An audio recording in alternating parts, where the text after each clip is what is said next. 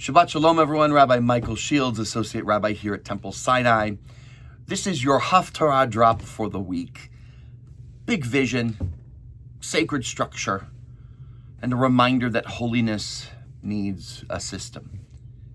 This week we close the book of Exodus. Vayechel Pekudei is the parsha in the Torah.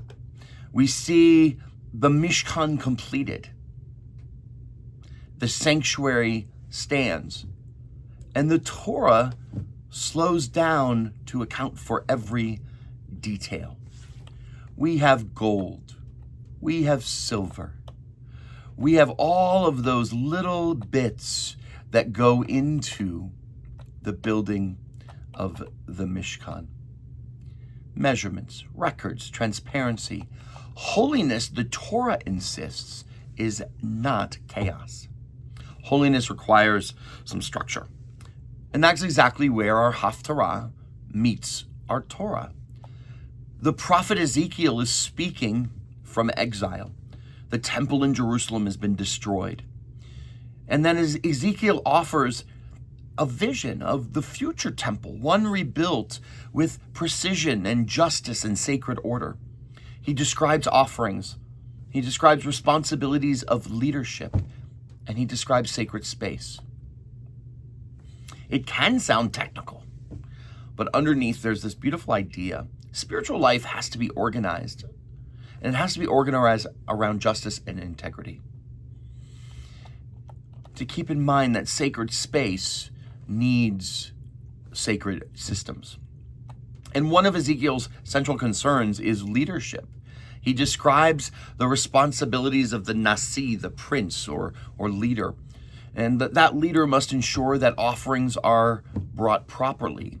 The leader must protect the people. The leader must not exploit power or land. And why is Ezekiel saying this? Well, he's saying it because in ancient Israel, leadership could easily become corruption. So Ezekiel draws a boundary. Leadership is not the same as ownership. Leadership, Ezekiel really posits, is stewardship. So in Judaism, power is never absolute. It's accountable. Now listen carefully, right? We have to listen carefully for how the Haftarah resonates with our Torah portion. In Vayechel Pekudei, Moses provides a full accounting of the Mishkan materials. Why? He wants to provide that transparency.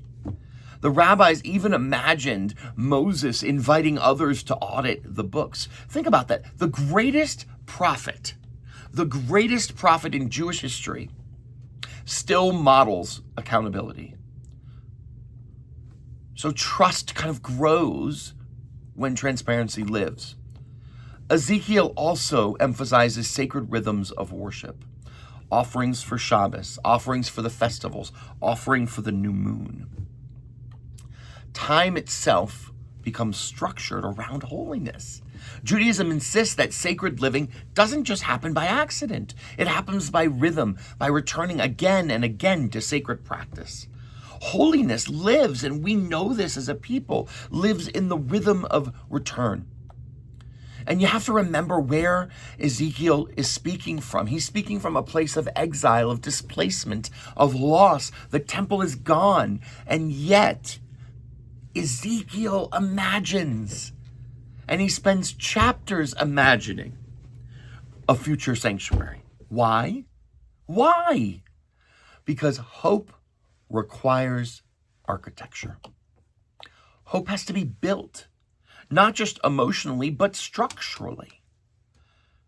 Ezekiel is telling a shattered people, your spiritual feature, your centerpiece will be rebuilt carefully and thoughtfully and justly. So faith is not a nostalgia, it is construction. So as we finish the book of Exodus this week, we say the words, Chazak, Chazak, v'nit chazek, be strong, and may we strengthen one another. The Mishkan stands, a people emerges, And the prophet Ezekiel reminds us that sacred life requires so much more than inspiration. It also requires systems. It requires integrity and accountability. Because holiness cannot just be about feeling close to God. It's also about building the kind of world where God will dwell and can dwell among us. There's nothing accidental about holiness. It's not random. Holiness is built. Chazak, chazak, v'nitchazek. Shabbat shalom.